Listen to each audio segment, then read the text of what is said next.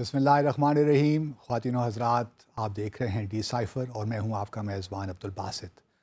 آج ہم تھوڑی سی بات کریں گے قومی سیاست پہ اور خاص طور پہ جو توانائی کے ایشوز ہیں ان پہ.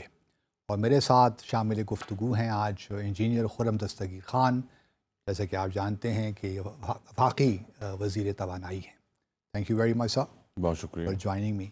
پہلے اگر آپ مائنڈ نہ کریں تو میں ایک پرسنل سا سوال پوچھوں. بہت پرسنل بھی نہیں ہے لیکن ایک بے ضرر سا سوال ہے. جیسے آپ چاہیں. سوال یہ ہے کہ آپ ماشاءاللہ تجارت کے وزیر بھی رہے، ڈیفنس کے بھی رہے، پھر وزیر خارجہ بھی رہے، آپ ماشاءاللہ وزیر توانائی بھی ہیں. تو سب سے زیادہ کام کرنے کا مزہ کہاں آیا؟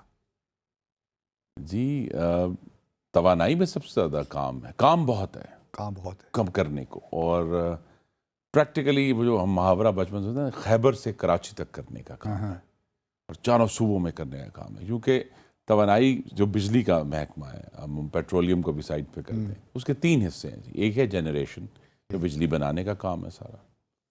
ایک ہے ٹرانسمیشن کہ اس کو ایک ملک کے ایک حصے سے دوسرے حصے سے کیسے لے کے جانا. تیسرا ہے ڈسٹریبیوشن، یہ آپ کا اسٹوڈیو یہاں تک جو بجلی پہنچی ہے دیٹ از ڈسٹریبیوشن. ٹھیک ہے. اور ان تینوں کے لامحدود مسئلے ہیں اور ایشوز ہیں اور مسائل ہیں.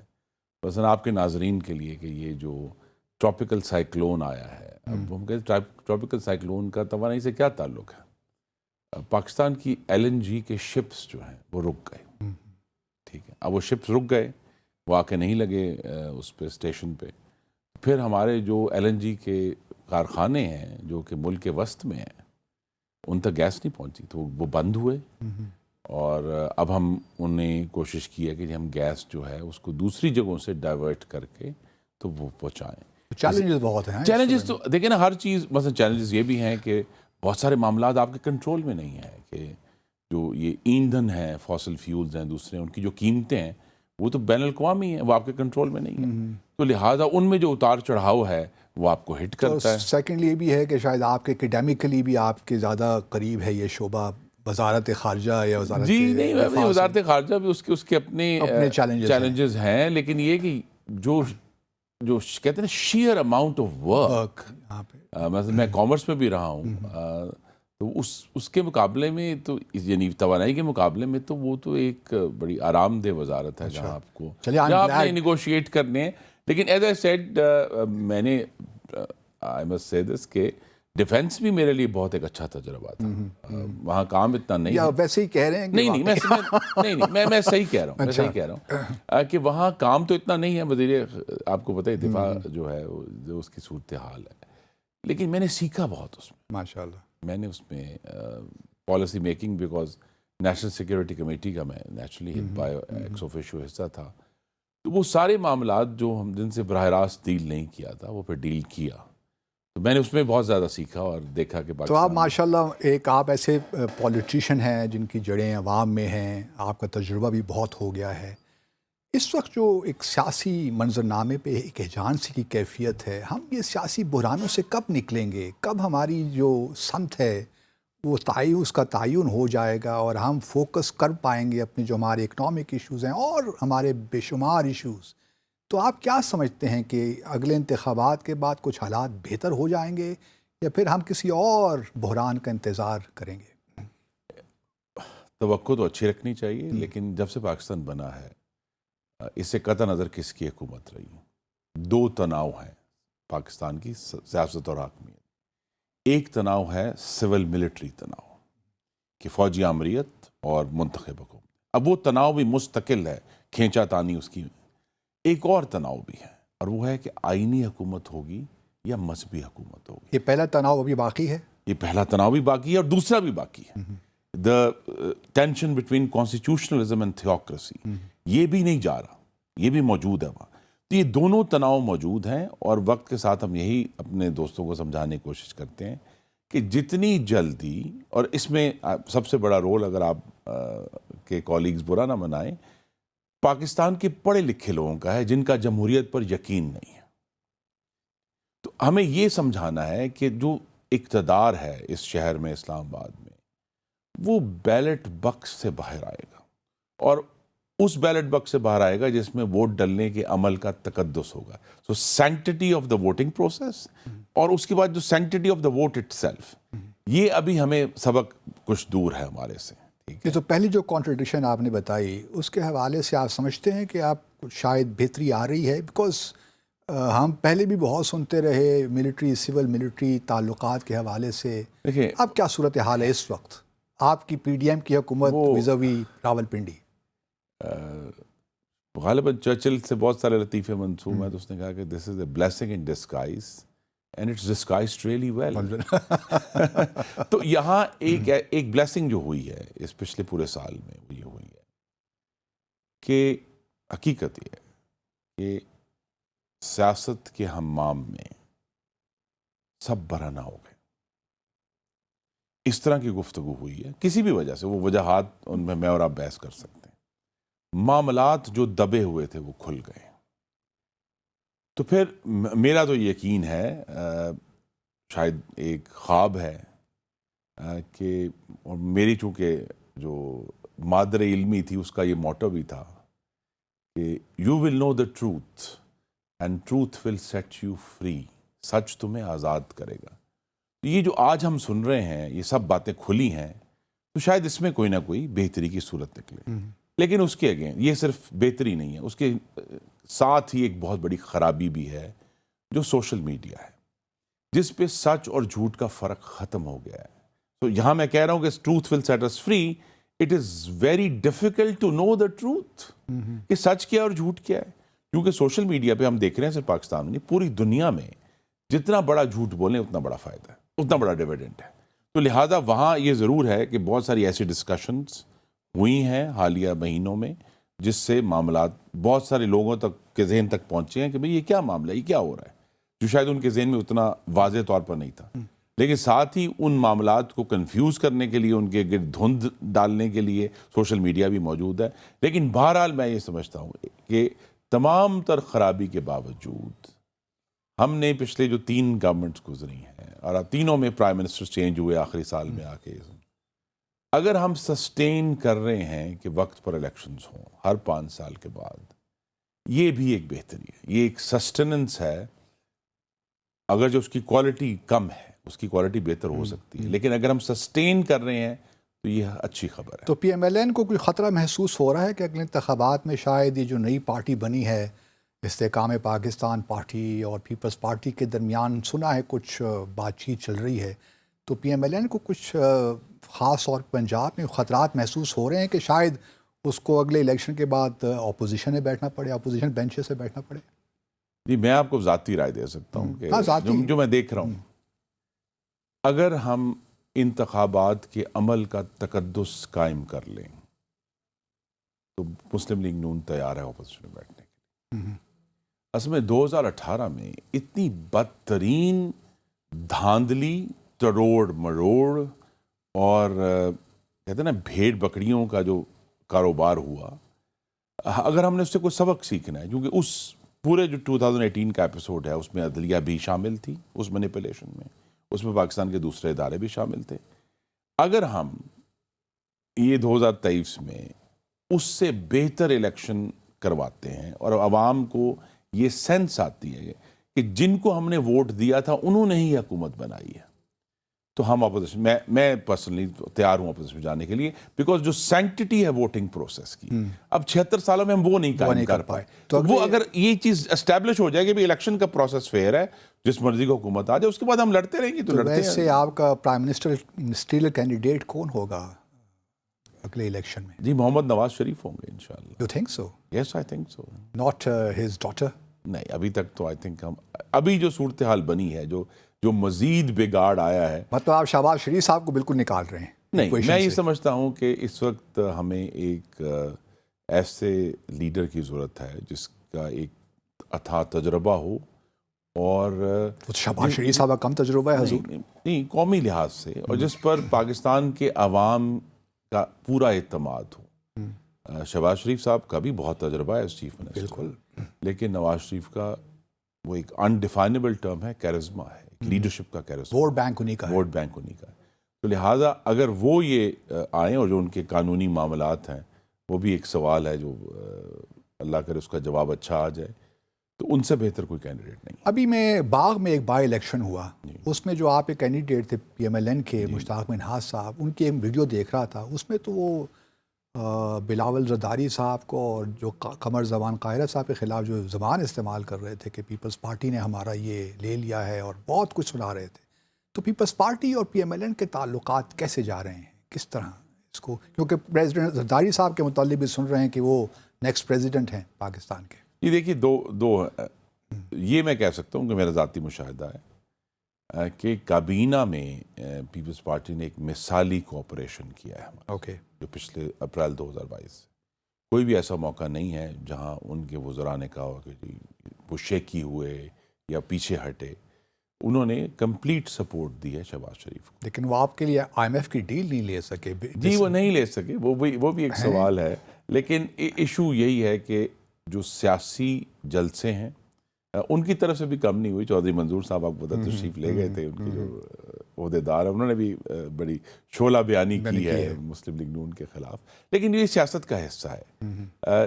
یہ بھی اسے قطع نظر کہ کون حکومت میں ہے. یہ جو اس وقت کی کولیشن ہے یہ ایک بڑا یونیک ایکسپیریمنٹ ہے کہ جس میں بلوچستان کی جو قوم پرست جماعتیں ہیں وہ بھی ہیں, اور دائیں بازو کی ایک مذہبی جماعت بھی ہے JUIF بھی ہے, اور پنجاب اور سندھ کی دو مین سٹریم پارٹیز بھی ہیں, اور KP کی چھوٹی قوم پرست جماعتیں بھی ہیں. یہ سارے وہ لوگ ہیں جو اسینچلی PTI کے علاوہ جنہوں نے 68% ووٹ لیا تھا 2018 میں, یہ اب اکٹھے آئے ہیں. تو یہ ایک تجربہ ہوا ہے, اور اس میں ابھی تک تو کابینہ کی حد تک میں کہہ سکتا ہوں, پارلیمان کی حد تک بھی, کہ بہت مثبت تجربہ ہوا. اچھا یہ بتائیے کہ ہم ہر روز 2-3 پریس کانفرنسز دیکھتے ہیں PDM کی جانب سے, پیپلز پارٹی کے بھی لوگ, آپ PMLN کے بھی لوگ, بے شمار جلسے بھی ہوتے ہیں, ہم تقاریر بھی دیکھ رہے ہیں. کیا آپ لوگ واقعی یہ سمجھتے ہیں, آپ لوگوں کی اسیسمنٹ کیا ہے کہ آپ لوگوں کا جو بیانیہ ہے PTI کے خلاف وہ بک رہا ہے, آپ کو کچھ تبدیلی نظر آ رہی ہے on the ground, despite the fact کہ جو 9 مئی کو واقعات ہوئے آپ لوگوں نے اس کو بہت زیادہ تو بلو نہیں کر دیا, جس کے لیے آپ بوم رینگ ایک لحاظ سے کاؤنٹر پروڈکٹیو ہوتا جا رہا ہے سارا آپ کا نیریٹو. آپ کس طرح دیکھتے ہیں اس کو؟ عوام کی جو ذہن ہے ابھی تک تو, چونکہ میرا تعلق گجرانوالہ سے ہے جو کہ مسلم لیگ نون کا ایک بہت سٹرونگ ہولڈ ہے, لہذا مجھ تک جو اوپینینز آ رہے ہیں وہ بڑے ون سائیڈڈ آپ کہہ سکتے ہیں کہ مسلم لیگ نون کے حق میں آتے ہیں. لہذا اوور آل ملک میں لوگ کیا سوچ رہے ہیں یہ مشکل ہے کہنا. صرف یہ ضرور ہوا ہے جو اس کا ایک میں پریکٹیکل ایفیکٹ بتا سکتا ہوں. پریکٹیکل ایفیکٹ یہ ہوا ہے کہ وہ تمام الیکٹیبلز جو صرف اس وجہ سے PT میں آئے تھے کہ ان کو 2018 میں کہا گیا تھا کہ ان کی حکومت آ رہی ہے, وہ نکل آئے باہر.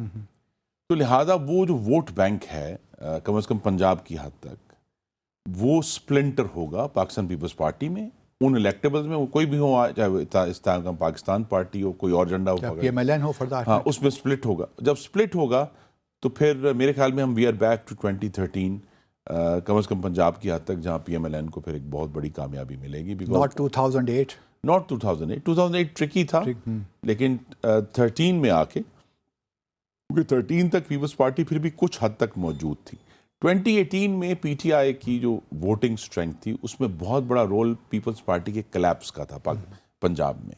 اب وہ جب دوبارہ واپس آ رہا ہے معاملہ تو پھر اس کا جو سپلٹ ہونا ہے, دس از الیکٹورل میکینکس, ٹھیک ہے جی, کہ وہ 3 حصوں میں ووٹ ہوگا, اور اس میں مجھے یہ تو you are seeing hung parliament next after the next election, اور جی ابھی تک تو یہی لگ رہا ہے, بیکاز چاروں صوبوں میں زیادہ اسٹرینگتھ کے ساتھ کام کرنے والی اس وقت کوئی جماعت ہمیں نظر نہیں. لیکن PTI تو تھی, تمام فیڈریشن کی جماعت اس کو کہا جاتا رہا ہے.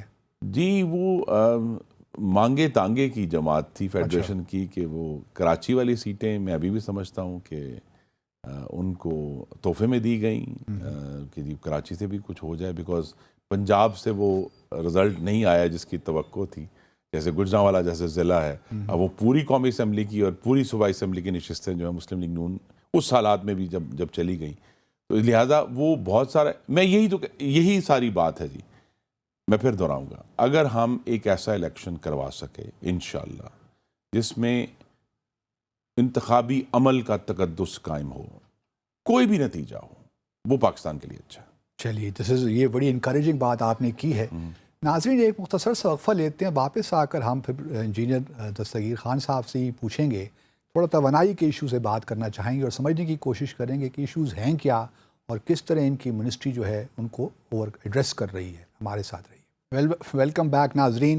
منسٹر صاحب یہ بتائیے کہ ابھی روس سے چلیے خیر سے پہنچ گیا 45,000 میٹرک ٹن آئل، کتنا فائدہ ہوا، کس ریٹ پہ ہمیں ملا، کیا ڈسکاؤنٹ ملا ہمیں؟ جی یہ ڈسکاؤنٹ تو ابھی تک ہم نے ڈسکلوز نہیں کیا، لیکن ہمیں میں کہہ سکتا ہوں کہ سبسٹینشیل ڈسکاؤنٹ ملا ہے، اور یہ چونکہ کروڈ آئل ہے اس نے پاکستان کی ریفائنریز میں پروسیس ہونا ہے، اور اس کے بعد تو لہٰذا کچھ کمی تو ہوگی، لیکن ایگزیکٹ اماؤنٹ ابھی فورکاسٹ کرنا مشکل ہے۔ کچھ لوگ کہہ رہے ہیں کہ 52 نہیں، آئی تھنک یہ زیادہ ہے، لیکن بہرحال ایک سبسٹینشیل اس میں بہتری آنی چاہیے۔ ہاں چلیں خدا کرے۔ اچھا یہ دوسرا میرا سوال اس بارے میں ضمن یہ ہے کہ سرکولر ڈیٹ کا ایک بڑا ماسٹر سا کریٹ ہو گیا پاکستان میں، اس کو کس طرح ختم کریں گے ہم؟ اگر آپ کو اگلی حکومت مل جاتی ہے تو کوئی آپ لوگوں کے پاس پلان آف ایکشن ہے کہ وہ دا نیکسٹ 5 ایئرس، چلیے اس سال تو ہم چھوڑ دیتے ہیں کیونکہ اس سال آئی کین امیجن کہ اتنا سنگین ایشو ہے، اس کو آپ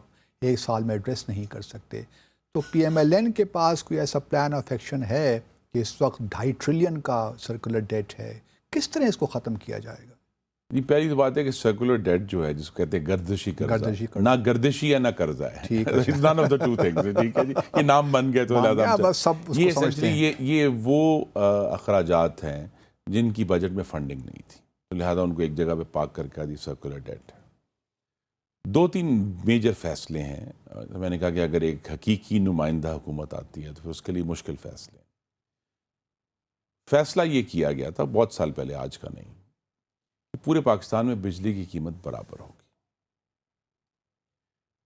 لیکن پورے ملک میں جو نقصانات ہیں اور بلوں کی بازیابی تو برابر نہیں ہے، تو لہٰذا جہاں جن کے حالات بہتر ہیں، مینلی پنجاب کی 5 جو ڈسٹریبیوشن کمپنیز ہیں، اور جہاں حالات بہتر نہیں ہیں، جو شمال میں، مغرب میں، جنوب میں کمپنیاں ہیں، ان کے صارفین کو برابر رکھنے کے لیے وفاقی حکومت ابھی جو بجٹ آیا ہے 151 ارب روپے دے گی، کہ جہاں زیادہ نقصان ہے، جن کا بل زیادہ ہونا چاہیے، ان کو بھی کم رکھنے کے لیے 151 ارب روپے دیں گے، لیکن اس میں کراچی شامل نہیں ہے۔ اب کراچی الیکٹرک چونکہ ایک پرائیویٹائزڈ آرگنائزیشن ہے جو کہ جنریشن بھی کرتے ہیں، اور جن کی جنریشن کاسٹ جو ہے وہ پاکستان کے مقابلے میں تقریباً دگنی ہے، لیکن کراچی کو بھی، کراچی کے جو شہری میرے بھائی اور بہنیں ہیں، ان کو بھی پورے ملک کے برابر قیمت دینے کے لیے اگلے سال حکومت 171 ارب روپے دے گی۔ اوکے۔ اسی طرح ہم جو سابقہ فاٹا کے ضم شدہ ضلع ہیں ان کو 25 ارب دیں گے، ہم آزاد جموں کشمیر کو 50 ارب دیں گے، تو لہذا فیصلہ یہ کرنا ہے جن کو ہم سرکولر ڈیٹ کی وجہ، وہ ایکچولی پولیٹیکل اکانومی کے فیصلے ہیں کہ کیا آپ نے اے جے کے کو فنڈ کرنا ہے یا نہیں کرنا، یا اس کا کوئی آلٹرنیٹ طریقہ نکالنا ہے، کیا آپ نے کتنے سالوں تک آپ جو ضم شدہ اضلاع ہیں ان کی بجلی کو فنڈ کرتے رہیں گے، کیا آپ یہ ایکول سبسڈی جو ہے کراچی کی وہ آپ جاری رکھیں گے کہ نہیں رکھیں گے، پورے ملک کی رکھیں گے یا نہیں رکھیں گے، جو مختلف پیکیجز آتے ہیں، مثلا ایک بہت بڑا ایشو ہمارے سامنے ہے کہ بلوچستان میں جو ٹیوب ویلز کے ہیں ان کے بل ہمیں نہیں آتے، اور وہ بہت بڑا حجم ہو گیا، اگلے سال بھی ہم کو تقریباً 50 ارب روپے اس پہ خرچ کریں، ان سے بل کیسے لینے ہیں، تو یہ ایک تو سرکولر ڈیٹ کی یہ وجہ ہے۔ دوسرا جو ہے جس میں زیادہ آئی تھنک حکومت کام کر سکتی، یا تو یہ بڑے مشکل سیاسی فیصلے ہیں، جو اس کا تھوڑا سا کم اور چھوٹا حصہ ہے، وہ یہ ہے کہ ہماری جو ڈسٹریبیوشن کمپنیز ہیں ان کے اندر بازیابی کم ہے، ان کے اندر چوری بھی ہے، لہذا وہاں بہتر مینجمنٹ کے ذریعے یہ کام کیا جا سکتا ہے۔ ہم نے کوشش کی ہے، لیکن پچھلے سال فلڈ کی وجہ سے معاملہ ہمارے ہاتھ سے نکلا، ہماری ریکوریز کم ہوئیں۔ مثلا یہ بھی میں آپ کو بتاؤں گا کہ مثلا فلڈ میں جن علاقوں میں فلڈ آیا تھا ان کے ریلیف کے لیے بھی ہم نے اربوں روپے دیے ہیں، جو بجلی کے بل ان کو معاف کیے گئے، یا ان کے اوپر جو ٹیکسز تھے وہ کم معاف کیے گئے۔ تو لہٰذا بجلی کے جو سرکولر ڈیٹ، اس کا بہت بڑا حصہ تو یہ ہے کہ آپ عوام کو ریلیف دے رہے ہیں جو پھر انفنڈڈ رہتا ہے بیکاز وہاں سے ریکوری نہیں ہوتی. تو ریکوری کرنے کے لیے تو مینجمنٹ بہتر کرنی ہے, اور کوئی سوال اس شعبے کا آسان نہیں ہے. اس کے سارے سوال مشکل ہیں, جواب اس سے بھی مشکل ہیں کہ آپ نے کیا پرائیویٹائز کریں. پرائیویٹائز کرتے ہیں تو کراچی الیکٹرک کی مثال ہمارے سامنے ہے جو اتنی اچھی نہیں ہے. تو لہٰذا یہ ایک مشکل چیلنج ہے. مینلی تو یہی ہوگا کہ اگر ہم بجلی کی قیمت کم کر پائیں آنے والے سالوں میں, بیکاز جو ایک سب سے بڑا کام شہباز شریف نے کیا ہے اور ایک کلیئرٹی دی ہے وہ یہ ہے کہ آئندہ سے بجلی بنانے کے تمام کارخانے امپورٹڈ فیول پر نہیں ہوں گے. مطلب تھرمل وغیرہ جو یہ کم ہو جائے گا. ہاں اسینچلی اب ہمارے پاس 5 چیزیں رہ گئی ہیں. اگر ہم کہتے ہیں کہ ہم امپورٹ نہیں کریں گے تو ہمارے پاس سولر ہے یعنی شمسی توانائی ہے, ہمارے پاس ونڈ ہے, ہمارے پاس ہماری پن بجلی ہے, ہائیڈرو الیکٹرک ڈیمز ہیں, پھر ہمارے پاس نیوکلیئر ہے جو کہ وقت کے ساتھ اب اس کی اہمیت بڑھتی جا رہی ہے, اور 5واں جو ہے الحمدللہ جو اس سال میں بہت بڑی پیش رفت ہوئی ہے تھرکول ہے. نہیں بٹ کول جو فائرڈ پلانٹس ہیں وہ تو پھر جو موسمیاتی تبدیلی ہے آپ کی جو پالیسی ہے اس کے خلاف نہیں ہیں جو معاملات. جی ہم نے کمٹمنٹ دنیا سے کی ہوئی ہے کہ ہم امپورٹڈ فیول پر نہیں لگائیں گے. لیکن چاہے اس کا رزلٹ یہی نکلے کہ آپ ماحول کو مزید خراب کرتے دیکھیں جائیں. ہمارے پاس بہت وسیع آپ اسے مارجن کہہ لیں, کیونکہ پاکستان جو ہے وہ پوری دنیا کی جو کاربن فٹ پرنٹ ہے وہ 0.8% ہے. سب سے پہلے وکٹم بھی ہم بنے ہیں ویسے.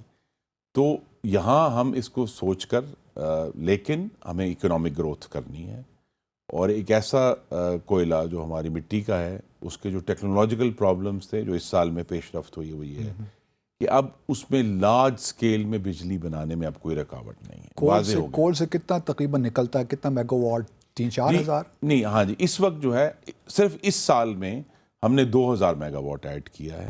اس سے پہلے 1300 یعنی استعمال ہو رہا تھا, اس میں سے 600 تھر کے اندر تھا اور 600 باہر کراچی میں. لیکن اب جو ہے جو میکسیمم جس کی پلاننگ 2014 میں نواز شریف نے اور زرداری صاحب نے کی تھی وہ میکسیمم 3300 میگا واٹ اس وقت پروڈیوس ہو رہے ہیں. یہ تو ہمارا جو رینیول پہ جو ہمارا ایمفیسس ہے ابھی کتنے پرسنٹیج تقریباً ہمارا ہے ٹوٹل جو انرجی کا مکس ہے؟ جو اگر ونڈ اور سولر تو 6% ہیں, کم ہیں, لیکن اگر آپ ہائیڈل ڈالیں گے تو پھر وہ 25-26% تک پہنچ جاتا ہے. نیوکلیئر بھی اب جو ہے آپ کو پتہ ہے کہ پچھلے سال جو ہے مغربی دنیا نے یوکرین جنگ سے متاثر ہو کر نیوکلیئر کو بھی رینیویبل ڈکلیئر کر دیا ہے, تو لہٰذا وہ بھی ہم ایک کیٹیگری ایڈ کر سکتے ہیں.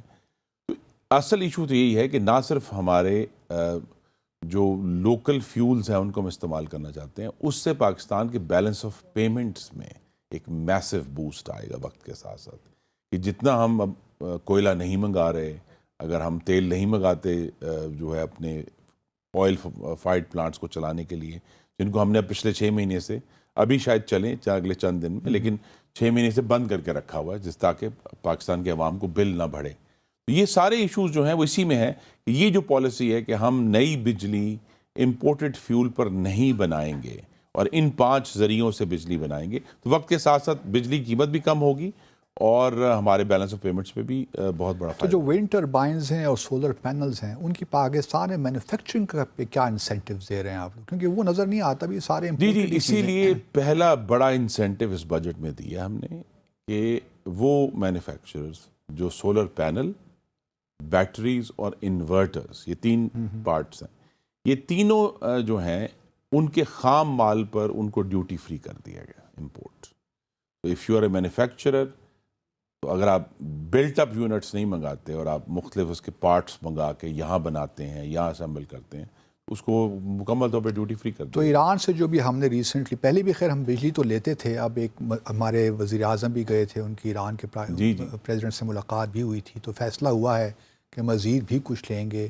وہ معاملہ ٹھیک ہو جائے گا, کوئی اس پہ تو کوئی فکر نہیں ہے حکومت کو, یا آپ لوگ یہ سمجھتے ہیں کہ اب 2 مہینے مزید اس حکومت کے رہ گئے ہیں, اب جو ہوئے گا دیکھا جائے گا, اس وقت تو ہم پیپل اورینٹڈ چیزیں کر لیں, اصل میں اس کا الیکشن میں ہمیں تھوڑا سا ڈویڈنڈ مل جائے گا. اور جو شہباز سپیڈ کا معجزہ ہے کہ میں پچھلے سال جون میں گیا تھا اس لائن کو نیگوشیٹ کرنے کے لیے, اور ہم نے وہ باسط صاحب لائن بنا کر چلا دی ہے. it's finished. It's supplying electricity to Gwadar. تو لہٰذا ہم تو اب آگے بڑھ گئے. مجھے مارچ میں دوبارہ جانا پڑا اس کا ٹیرف نیگوشیٹ کرنے کے لیے, لیکن وہ اب ہو گیا ہے. اب وہ لائن فنکشنل ہے, تو وہ تو اب پاکستان کی انرجی کا حصہ ہے وہ لائن. کتنا ٹیرف ہوا ڈٹرمن ایران؟ جی بس وہ ٹیرف ٹھیک ہے پاکستان کے حوالے سے بہتر ہے. پاکستان کے تھوڑا سا ہمارے ناظرین کو بتا دیں باتوں تو چلے. پاکستان کے حوالے سے بہتر ہے, کیونکہ اس ٹیرف میں ہمیں یہ بھی کیلکولیٹ کرنا ہے کہ اگر گوادر تک ہم 700 کلومیٹر کی ٹرانسمیشن لائن کھینچ کر جائیں, اس کی جو ہمیں کاسٹ اور فائنانسنگ ہے, اس لحاظ سے پھر اگر صرف ہم نے 70 کلومیٹر کی لائن جو کھینچی ہے, اس میں ہمیں بہت بڑا ایڈوانٹیج ہے اوور آل. لیکن ہم وقت کے ساتھ ساتھ اپنے نیٹ ورک کو لے کر جائیں گے وہاں تک. یہ نہیں ہے کہ ہم ایران کے اوپر ہی ڈپینڈنٹ ہیں, ہمیں اپنے نیٹ ورک کو بھی وہاں تک لے کر جانا ہے, بیکاز پورے مکران کوسٹ کو انرجائز کرنا ہے. لیکن فار دا ٹائم بینگ اتنے کم وقت میں ہم نے گوادر کی جو سپلائی نیڈز ہیں وہ پوری کر دی ہیں. تو ایک بہت بڑا سٹیپ ہے آگے کی طرف. تو مطلب یہ ہوا کہ اس حکومت کا اب ہم یہی کہہ سکتے ہیں کہ 2 ماہ رہ گئے اس حکومت. جی 2 ماہ رہ گئے. جی بالکل. تو میں آپ ایک اسٹیٹمنٹ دیکھ رہا تھا جہاں آپ یہ کہہ رہے تھے کہ اب الیکشنز نومبر تک تو ہو جانے چاہیے. جی تو this is what is going to happen, اور یو تھنک کہ جی ڈیویشن پی ڈی ایم کے قائدین کوئی اور فیصلہ نہ کریں, اور آئین کے کچھ جو ایسی شکیں ہیں جو پہلے استعمال نہیں ہوئی وہ نہ کریں.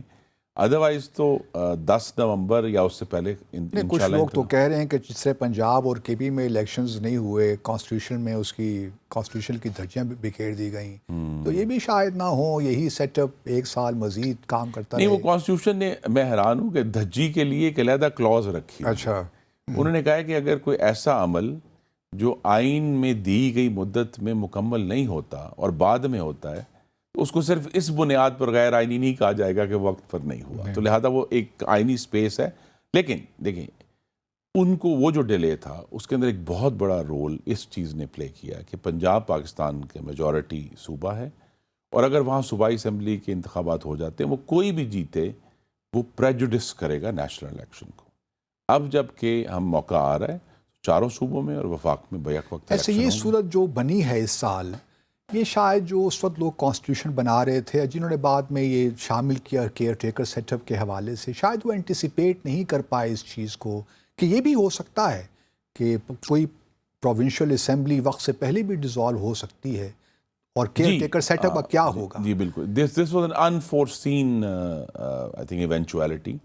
آئین بنانے والوں نے 2 میجر آئین میں آپ کو معلوم ہے چینجز آئے, ایک تو بناتے وقت تو پھر 18ویں ترمیم جب ہوئی 2010 میں, اس میں یہ نہیں انویژن ہوا کہ پرٹیکولرلی جو پنجاب کا ویٹ ہے, مثلا ٹیکنیکلی اور لیگلی تو کوئی بھی صوبہ ٹھیک ہے, لیکن اگر بلوچستان کی اسمبلی ٹوٹتی ہے تو اس کا نیشنل الیکشن پہ وہ افیکٹ نہیں آتا جو پنجاب کا آتا ہے. تو لہٰذا اس پہ ہمیں جو نئی اسمبلی انشاءاللہ جب آئے گی اس سال کے آخر تک, تو ان کو بھی اس پر بیٹھ کر سوچنا ہوگا کہ یہ ایونچویلٹی کو کیسے ریزالو کرنا ہے. ایک بہتر طریقہ یہ نہیں ہوگا انجینئر صاحب کہ ہم یہ جو کیئر ٹیکر سیٹ اپ کا پورا ایک ہم نے سلسلہ بنا رکھا ہے دنیا میں اور کہیں بھی نہیں ہے, اس سے ہی ہم ٹو ڈسپینس ود دیٹ. جی بہتر یہی ہے کہ ہم اسے ڈسپینس, اور الیکشن کمیشن کو ہم زیادہ مضبوط کریں. یہ الیکشن کمیشن کو مضبوط کریں, اور یہ کیئر ٹیکر سیٹ اپ جو ہے, یہ صرف دیکھیں یہ کیئر ٹیکر سیٹ اپ آمریت کی ایک میراث ہے ہمارے پاس چل رہی ہے. اچھا جی لوگوں کا ٹرسٹ نہیں ہے سسٹم کے اوپر کہ جی وہی والے حکومت والے ہوں گے تو وہ پتہ نہیں کیا کریں گے.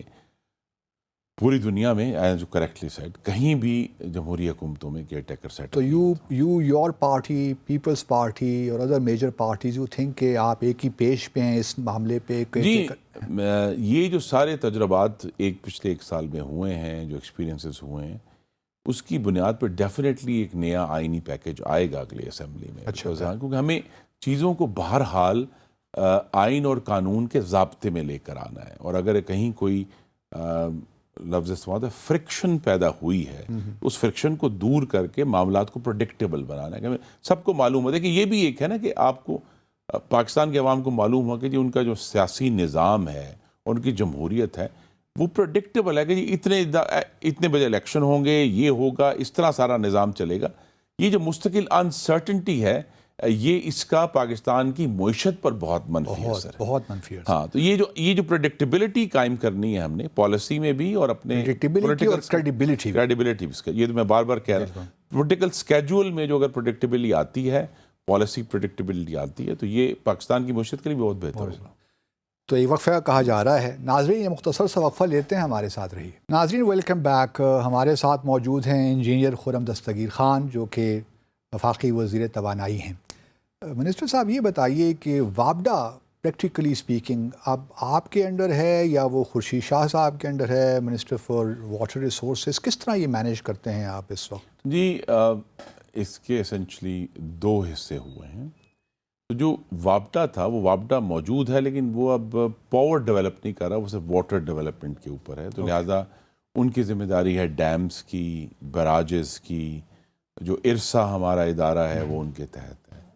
بجلی کا جو پورا سسٹم ہے, جو جنریشن ہے, میں نے آپ کو کہا جنریشن ہے, ٹرانسمیشن ہے اور ڈسٹریبیوشن ہے, یہ تینوں چیزیں جو ہیں یہ پھر اب پاور ڈویژن جس کو جو میری ذمہ داری ہے اس وقت اس میں ہے. اور پھر آف کورس پیٹرولیم ڈویژن ایک علیحدہ ہے جو اس وقت مصدق ملک صاحب اس کو دیکھ رہے ہیں. تو یہ ڈویژن ہے کہ جو پیٹرولیم اور دوسرے منرلز ہیں وہ دیکھتے ہیں. ہم پریکٹیکلی بجلی کا جو پورا نیٹ ورک ہے وہ دیکھتے ہیں.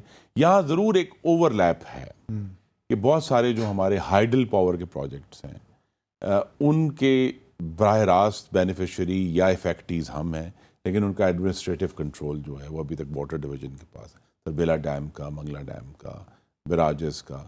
وہ کبھی کبھی ایک فریکشن آتی ہے, وہاں بھی ایک فریکشن آتی ہے, لیکن یوزولی آئی تھنک بجلی کا جو محکمہ ہے وہ میں دیکھ رہا ہوں. اور اچھا, اب مجھے نہیں معلوم کہ یہ جو نیلم جہلم پروجیکٹ ہے جو کئی سالوں سے نہیں چل پا رہا, اب کیا, کیونکہ اس سے بھی تقریباً 1000 میگا واٹ بجلی تو ہم لے پائیں گے. نہیں, نیلم جہلم دی 4 سال ایگزیمپلری ایفیشنسی سے چلا ہے. 969 میگا واٹ اس کے تھے اور وہ بہت اچھا چلا, بعض اوقات زیادہ بھی دیتا تھا ہمیں.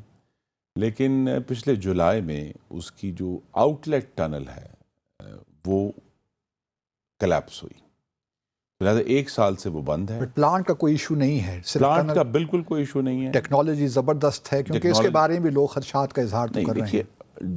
جو لوگ بھی ذرا سے جن کا انجینئرنگ مائنڈ ہے, یہ تو ایک معجزاتی پروجیکٹ ہے نا, بیکاز تمام جو اس کا سسٹم ہے وہ اس پہاڑ کے اندر ہے جو نیلم اور جہلم دریاؤں کے درمیان میں ہے. تو the whole thing is in side the mountain. تو وہاں جو ہے وہ اس کی ٹنل کلیپس ہوئی اور اس پہ بہت ہم نے کام کیا ہے. واٹر ڈویژن نے بہت اس پہ کام کیا ہے. خورشید شاہ صاحب کو میں شکر گزار ہوں کہ انہوں نے اس پہ بڑی دلچسپی لی ہے.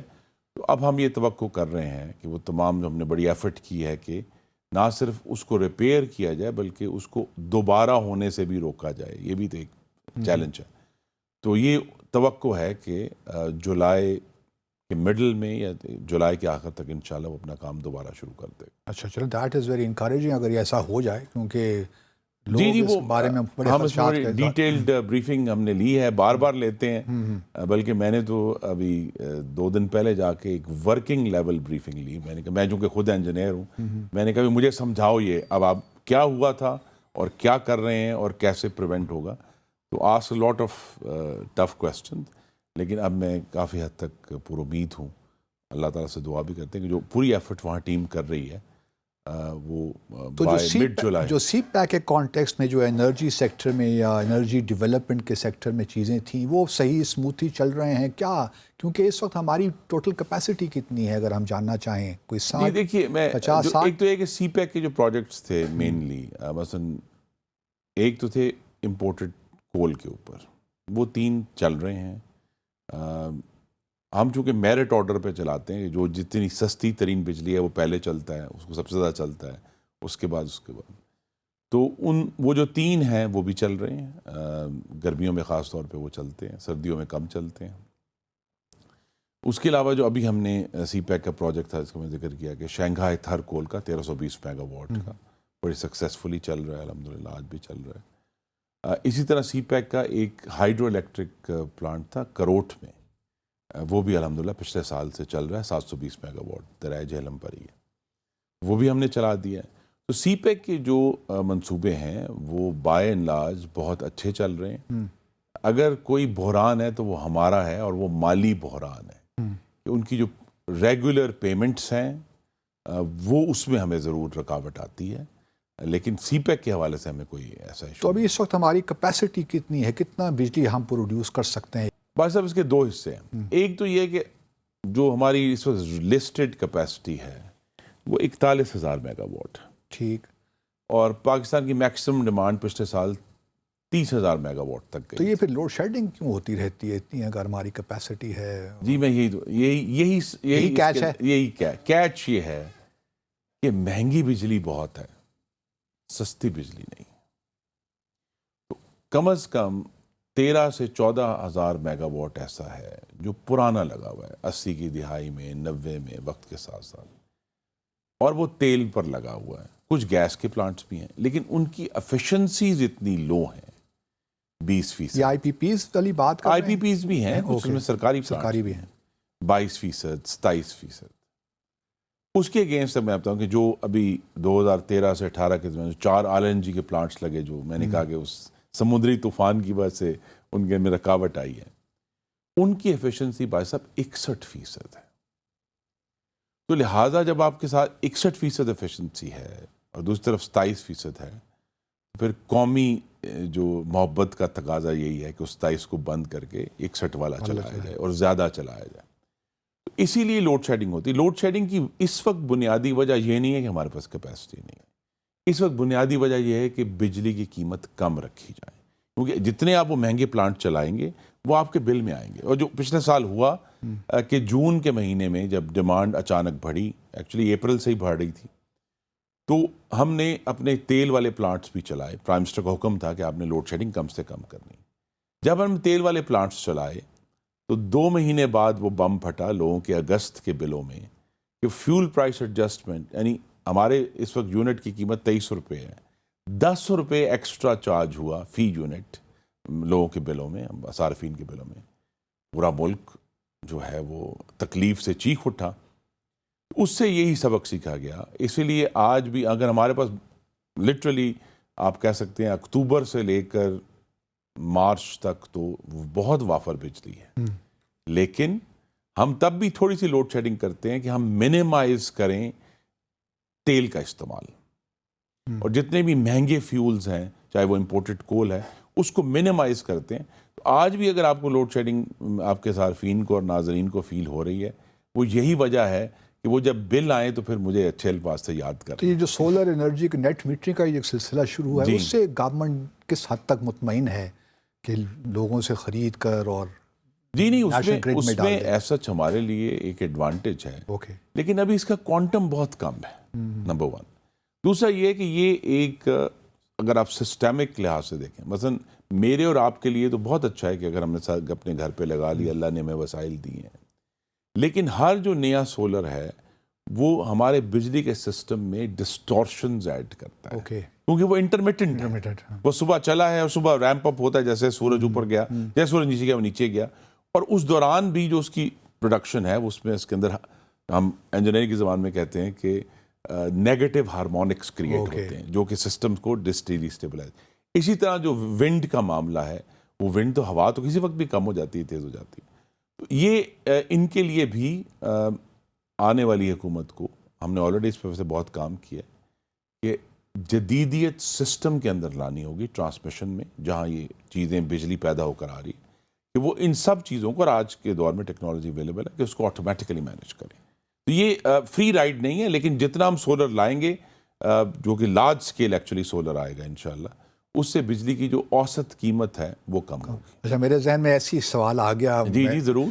ایکچولی میں آج پرسوں کو ایک ٹویٹ دیکھ رہا تھا کہ مساجد والے کمپلین کر رہے ہیں کہ ان کے بجلی کے بل میں پی ٹی وی لائسنس فی 100 روپے کی آ جاتی ہے، اور مساجد میں تو کوئی ٹی وی نہیں لگے ہوئے، تو ان سے ہمیں ہماری جان چھڑائیے اس سے. جی میں نے سب مساجد اور آپ کے توسط سے میری ان سے استدعا ہے کہ ٹیلی ویژن لائسنس فی ان کو لگ کر آتی ہے جو ہمارے مساجد اور عبادت گاہوں کے ٹیرف میں نہیں ہے.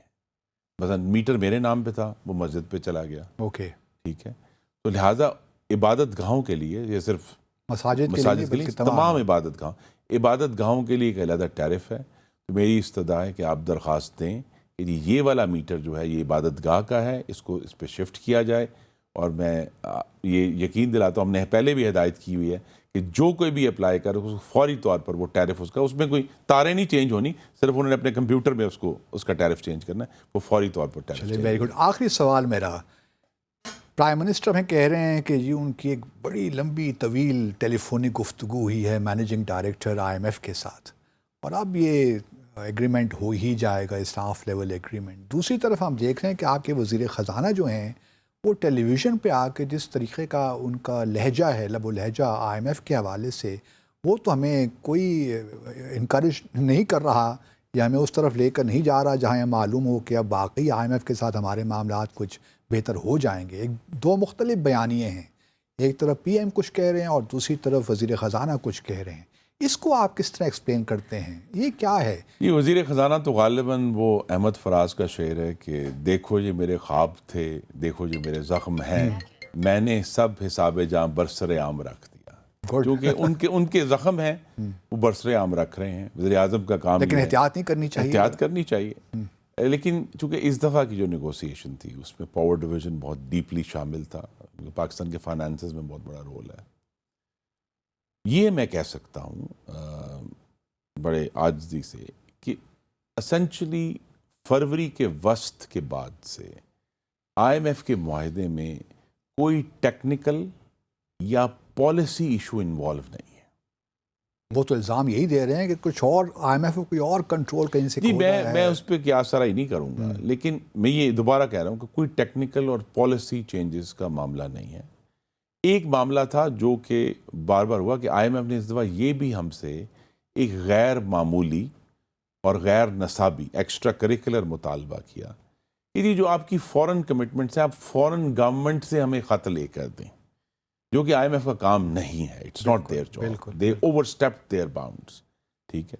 تو لہٰذا مجھے نہیں معلوم، یہ تو آپ جیسے جو خارجہ پالیسی کے ماہرین ہیں وہ ہمیں بہتر بتائیں گے، بلکہ آپ کے ناظرین کو کسی دن آپ ضرور بتائیے کہ افغانستان سے امریکہ کے انخلاء کے بعد وہ خطے کو کیسے دیکھ رہا ہے، یا مغربی دنیا ہمیں کیسے دیکھ رہی ہے، یا وہ کچھ لوگوں کا خیال ہے کہ ہم سے انتقام لے رہے ہیں کہ ان کے جو تمام جو چھپے ہوئے جو ریزنٹمنٹس تھیں وہ ہم سے لیکن وہ ایک علیحدہ سبجیکٹ ہے۔ لیکن میں پھر کہوں گا کہ IMF کا معاہدہ نہ ہونے کی وجہ نہ ہی ٹیکنیکل ہے اور نہ ہی معاشی پالیسی ہے، یہ کوئی اور ہی وجہ ہے، وہ آپ جیسے ماہرین ہمیں بہتر بتائیں گے۔ چلیے، بہت شکریہ، آپ نے بال ہماری کورٹ میں ڈال دیا ہے تو ہم کوشش کریں گے، لیکن آپ I really enjoy talking to you اور بینیفٹڈ اے لاٹ، اور wish you all the best, not only اس جو وقت بھی رہ گیا بلکہ اگلے الیکشن میں بھی انشاءاللہ وش یو آل دا بیسٹ۔ ناظرین، ڈیسائفر دیکھنے کا بہت بہت شکریہ، اپنا اور اپنے ارد گرد رہنے والوں کا خیال رکھیے، انشاءاللہ کل آپ سے ملاقات ہوگی۔ اللہ حافظ۔